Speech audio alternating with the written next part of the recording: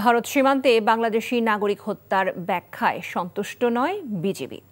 বাহিনীর মহাপরিচালক major general Mohammad Ashrafuzzaman Siddiqui বলেন, অনেক নিরীহ মানুষকে গুলি করেছে বিএসএফ। অবিলম্বে এই পরিস্থিতির উন্নতি চান তিনি।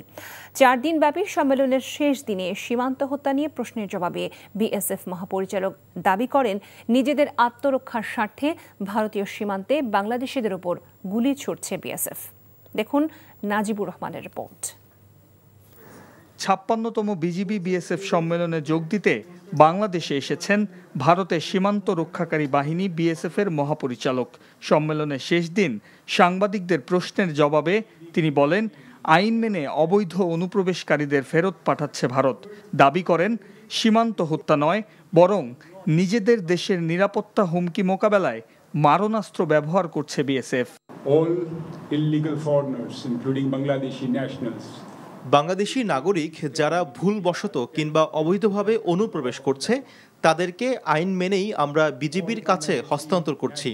অনেক অপরাধী রাতের বেলা সীমান্ত অতিক্রম করে, তারা ভারতের নিরাপত্তার জন্য হুমকি। তখন কখনো কখনো প্রাণঘাতী অস্ত্র ব্যবহার করা হচ্ছে, যা কাম্য নয়।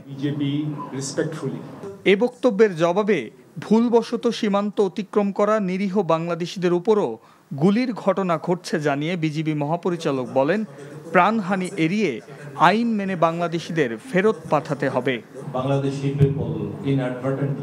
অনেক সময় দিনের আলো অনেক নিরীহ নাগরিক সীমান্ত অতিক্রম করছে ভুলবশত, সেক্ষেত্রে তাদের উপর গুলি চালাচ্ছে বিএসএফ।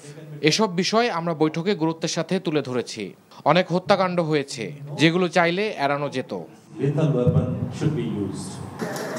শেখ হাসিনা সরকার পতনে দুই দেশের সীমান্ত রক্ষাকারী বাহিনীর সম্পর্কে কোনো প্রভাব পড়েনি বলেও দাবি করেন বিজিবি মহাপরিচালক।